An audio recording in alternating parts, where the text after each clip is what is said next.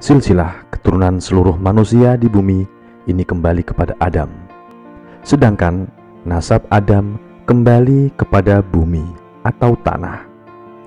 Hal ini bisa kita telusuri dari beberapa firman Allah berikut. Yang pertama, dari bumi itulah kami menjadikan kamu. Quran Surah Thaha ayat 55. Yang kedua, ingatlah ketika Tuhanmu berfirman kepada para malaikat, sesungguhnya aku hendak menjadikan seorang khalifah di muka bumi. Mereka berkata, mengapa engkau hendak menjadikan khalifah di bumi itu orang yang akan membuat kerusakan padanya dan menumpahkan darah? Padahal kami senantiasa bertasbih dengan memuji engkau dan menyucikan engkau. Tuhan berfirman, sesungguhnya aku mengetahui apa yang tidak kamu ketahui. Dan Dia mengajarkan kepada Adam nama-nama benda seluruhnya. Kemudian mengemukakan kepada para malaikat lalu berfirman, sebutkanlah kepadaku nama benda-benda itu jika kamu memang benar orang yang benar. Mereka menjawab, Maha suci Engkau, tidak ada yang kami ketahui selain dari apa yang telah Engkau ajarkan kepada kami. Quran Surah Al-Baqarah ayat 30 sampai dengan 32. Yang ketiga, sesungguhnya misal penciptaan Isa di sisi Allah adalah seperti penciptaan Adam. Allah menciptakan Adam dari tanah. Kemudian Allah berfirman kepadanya, jadilah, maka jadilah dia. Quran Surah Ali Imran ayat 59. Yang keempat, Dialah yang menciptakan kamu dari diri yang satu, dan daripadanya Dia menciptakan istrinya agar dia merasa senang kepadanya.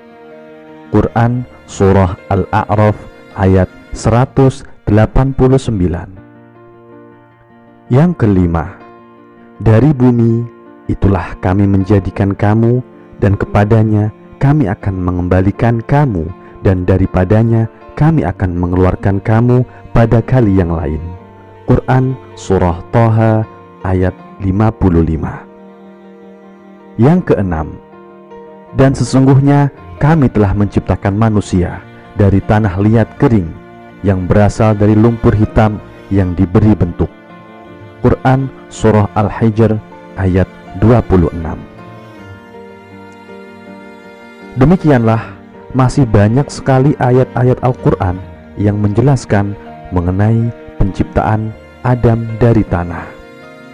Allah telah menciptakan bapak kita, Adam alaihissalam, dan kepadanya nasab seluruh manusia, dari para nabi, rasul, dan seluruh umat dan bangsa dari berbagai ras kembali. Disebutkan ketika Allah telah meniupkan ruh kepada Adam, dan kemudian ruh itu sampai kepada kepalanya, Adam bersin dan kemudian membaca Alhamdulillah. Lalu Allah menjawab, Yarhamukallah, semoga Allah merahmatimu selalu.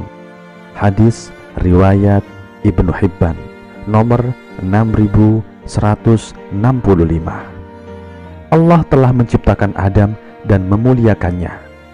Bahkan Allah juga memuliakan seluruh keturunannya. Adapun tentang pertanyaan para malaikat kepada Allah, sebagaimana yang telah termaktub di dalam Al-Quran, Allah berfirman, mereka berkata, mengapa engkau hendak menjadikan khalifah di bumi itu orang yang akan membuat kerusakan padanya dan menumpahkan darah? Ibnu Katsir menjelaskan bahwa mereka mengetahui apa yang akan terjadi pada Adam dan keturunannya. Ibnu Katsir menjelaskan bahwa mereka mengetahui apa yang akan terjadi pada Adam dan keturunannya tersebut dari keadaan para jin yang diciptakan sebelumnya. Terkait hal ini, Qatadah menyebutkan Abdullah ibnu Umar menuturkan, 2000 tahun sebelum Adam alaihissalam diciptakan, para jin saling menumpahkan darah. Maka Allah subhanahu wa ta'ala mengutus sejumlah tentara dari para malaikat untuk mengusir mereka ke pulau-pulau di lautan.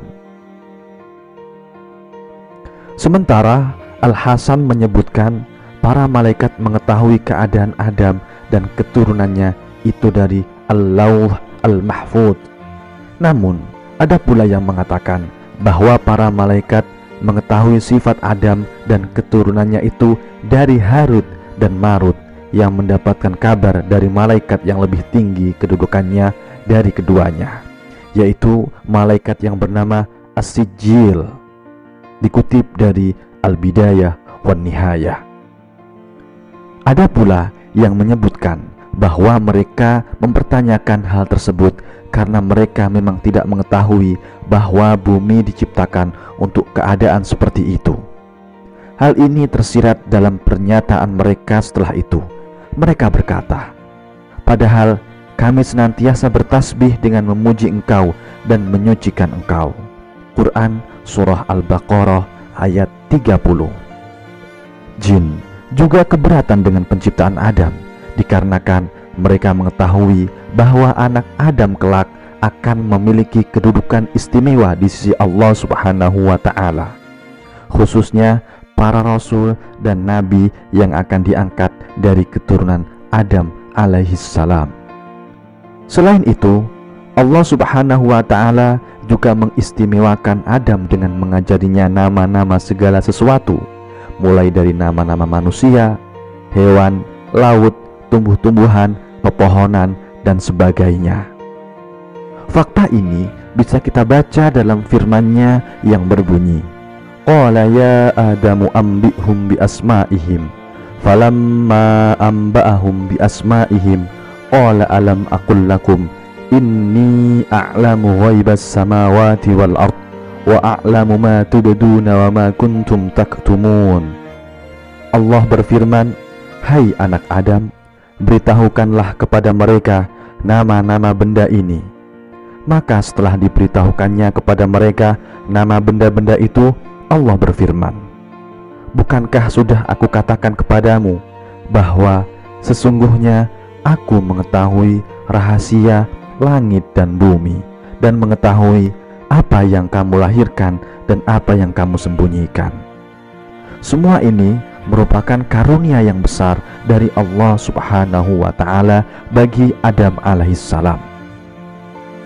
Anas bin Malik radhiyallahu anhu menuturkan, Rasulullah shallallahu alaihi wasallam bersabda, "Pada hari kiamat kelak manusia akan berkumpul dan kemudian berkata, alangkah baiknya sekiranya ada orang yang memintakan keringanan kepada Allah untuk kita." Lalu mereka mendatangi Adam dan berkata kepadanya, "Engkau adalah bapak seluruh manusia. Allah telah menciptakanmu langsung dengan tangannya, lalu memerintahkan malaikat-malaikatnya agar bersujud kepadamu, dan kemudian mengajarkan kepadamu nama-nama segala sesuatu." Sumber Al-Bidayah wan Nihayah, hadis riwayat Bukhari Muslim. Karena kemuliaan yang diberikan kepada Adam itulah, maka Allah memerintahkan para malaikatnya agar bersujud kepada Adam alaihissalam. Hal ini tersurat dalam firman-Nya sebagai berikut, "Dan ingatlah ketika kami berfirman kepada para manusia, sujudlah kamu kepada Adam, maka bersujudlah mereka kecuali iblis. Ia enggan dan takabur." Quran Surah Al-Baqarah ayat 34. Al-Imam Al-Hafiz Ibnu Katsir radhiyallahu anhu mengatakan, Allah memuliakan Adam dengan 4 kemuliaan. Yang pertama, bahwa Allah telah menciptakan Adam dengan tangannya yang mulia. Yang kedua, bahwa Allah telah meniupkan ruh kepadanya. Yang ketiga, bahwa Allah telah memerintahkan para malaikat bersujud kepada Adam. Yang keempat, bahwa Allah telah mengajari Adam nama-nama segala sesuatu. Sumber Al-Bidayah wan Nihayah. Setelah menciptakannya dari tanah, Allah Subhanahu wa ta'ala juga memuliakan Adam dengan penciptaan dari keturunannya para nabi dan rasul. Aisyah radhiyallahu anha menuturkan, Rasulullah shallallahu alaihi wasallam bersabda, malaikat diciptakan dari cahaya, jin diciptakan dari nyala api, dan Adam diciptakan dari apa yang telah dijelaskan kepada kalian. Hadis riwayat Muslim. Adapun tentang iblis, Ibnu Abbas mengatakan, iblis itu bernama Azazil. Sementara pada riwayat Al-Haris An-Naqasi mengatakan julukannya adalah Abu Kirdus. Ia merupakan pemimpin para malaikat yang ada di langit dunia, karena sesungguhnya dia itu sebangsa malaikat yang disebut jin. Mereka jin adalah penghuni surga, dan iblis awalnya adalah jin yang paling terhormat dan paling banyak ilmu serta ibadahnya. Dan ia juga termasuk malaikat yang memiliki 4 sayap. Namun kemudian Allah mengubahnya menjadi setan yang terkutuk. Sumber Al-Bidayah wan Nihayah. Hal itu terjadi karena setelah menentang kebijakan Allah Subhanahu wa ta'ala yang menjadikan Adam sebagai khalifah di muka bumi, ia menolak sujud kepada Adam sebagaimana yang diperintahkan oleh Allah Subhanahu wa ta'ala kepadanya, dan menganggap dirinya lebih mulia daripada Adam alaihissalam. Karena itu pula Rasulullah Shallallahu alaihi wasallam pernah bersabda, sesungguhnya setan itu membelokkan seluruh jalan lurus anak cucu Adam. Maka dari itulah Allah memuliakan anak Adam dengan menempatkannya di surga. Hal tersebut dapat kita lihat dari firman Allah sebagai berikut. Dan kami berfirman, hai anak Adam, diamilah oleh kamu dan istrimu surga ini, dan makanlah makanan-makanan yang banyak lagi baik di mana saja yang kamu sukai. Dan janganlah kamu dekati pohon ini yang menyebabkan kamu termasuk orang-orang yang zalim. Quran Surah Al-Baqarah ayat 35. Allah Subhanahu wa ta'ala juga menciptakan seorang istri untuk Adam dari tulang rusuknya bagian kiri, yaitu Hawa. Maka dari itu, sebagaimana dituturkan oleh Abu Hurairah, Rasulullah Shallallahu alaihi wasallam bersabda, nasihatilah perempuan itu dengan cara yang baik, karena perempuan itu diciptakan dari tulang rusuk, dan sesungguhnya yang paling bengkok pada tulang rusuk itu adalah bagian ujungnya. Sehingga jika kamu memaksakan untuk meluruskannya, niscaya kamu akan memecahkannya. Tetapi jika kamu membiarkannya, niscaya ia pun akan tetap bengkok. Maka dari itu, nasihatilah seorang perempuan dengan cara yang baik. Hadis riwayat Bukhari. Melihat kemuliaan yang diberikan kepada Adam, setan pun iri dan berupaya menaklukkan Adam di bawah pengaruhnya dalam rangka mengeluarkannya dari surga. Lalu iblis menunjukkan kepada Adam sebuah pohon yang mana Allah telah melarang Adam untuk memakan buahnya. Iblis memperdaya Adam agar melanggar larangan tersebut dengan mengatakan bahwa pohon tersebut adalah pohon keabadian dan kenikmatan yang abadi. Godaan iblis direkam dalam Al-Quran sebagaimana berikut. Hai anak Adam, hai Adam, maukah saya tunjukkan kepada kamu pohon khuldi dan kerajaan yang tidak akan binasa. Quran Surah Toha ayat 120. Dan akhirnya Adam pun tergoda. Ia tidak mematuhi larangan Allah ketika berfirman kepadanya, dan janganlah kamu berdua mendekati pohon ini. Quran Surah Al-A'raf ayat 19.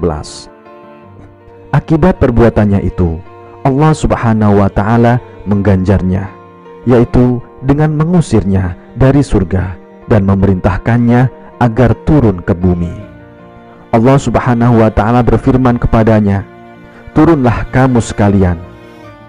Sebahagian kamu menjadi musuh bagi sebagian yang lain, dan kamu mempunyai tempat kediaman dan kesenangan, tempat mencari kehidupan di muka bumi sampai waktu yang telah ditentukan." Quran Surah Al-A'raf ayat 24. Disebutkan hal pertama yang mula-mula tampak pada diri Adam akibat pembangkangannya terhadap Allah adalah tersingkapnya auratnya. Hal ini dikisahkan di dalam Al-Quran sebagaimana berikut. Maka setan membujuk keduanya untuk memakan buah itu dengan tipu daya. Tatkala keduanya telah merasai buah kayu itu, tampaklah bagi keduanya aurat-auratnya, dan mulailah keduanya menutupinya dengan daun-daun surga. Quran Surah Al-A'raf ayat 22. Pada surah lain diceritakan sebagaimana berikut. Maka keduanya memakan dari buah pohon itu, lalu tampaklah bagi keduanya aurat-aurat, dan mulailah keduanya menutupinya dengan daun-daun yang ada di surga. Quran Surah Thaha ayat 121. Kejadian tersebut juga terekam dalam firman Allah yang lain yang berbunyi, "Ia telah mengeluarkan kedua ibu bapakmu dari surga. Ia menanggalkan dari keduanya pakaiannya untuk memperlihatkan kepada keduanya auratnya." Quran Surah Al-A'raf ayat 27. Al-Kisah adalah Hawa yang membujuk suaminya Adam alaihissalam hingga ia tergoda dan memakan buah dari pohon tersebut. Fakta ini dikisahkan oleh Rasulullah Shallallahu Alaihi Wasallam dalam hadis yang diriwayatkan oleh Abu Hurairah radhiyallahu anhu. Ia menuturkan Rasulullah bersabda, "Sekiranya bukan karena Bani Israel, niscaya daging tidak akan pernah membusuk. Dan sekiranya bukan karena Hawa, niscaya perempuan tidak akan pernah menjerumuskan suaminya." Hadis riwayat Bukhari. Menurut kepercayaan para ahli kitab, yang membujuk Hawa memakan buah dari pohon tersebut adalah seekor ular. Disebutkan, ketika melihat buah tersebut, Hawa tergiur oleh bentuknya yang indah. Lantas ia memakannya dan kemudian meminta Adam untuk ikut memakannya. Lalu setelah Adam dan Hawa memakan buah tersebut, kedua matanya terbuka dan melihat diri mereka dalam keadaan telanjang. Maka keduanya pun meraih daun-daun pohon atin untuk menutupkan aurat mereka. Sumber Al-Bidayah wan Nihayah. Tatkala Adam hendak keluar dari surga dan turun ke bumi, salah satu pohon surga memegang rambutnya. Lalu Allah berseru kepadanya, "Wahai Adam, apakah kamu akan lari dariku?" Adam menjawab, "Bukan, tetapi karena aku malu padamu, wahai Tuhanku." Sebagaimana yang diriwayatkan oleh Ibnu Ka'ab, Rasulullah SAW bersabda, "Sesungguhnya bapak kalian, Adam, dahulunya bagaikan pohon kurma yang tinggi, yaitu sampai 60 hasta, berambut lebat dan auratnya tertutup. Kemudian tatkala ia melakukan sebuah kesalahan di surga, auratnya pun terlihat, maka ia keluar dari surga. Namun sebuah pohon datang menghadangnya dengan memegangi rambut depannya, dan kemudian Tuhan memanggilnya, 'Wahai Adam, apakah kamu ingin lari dariku?'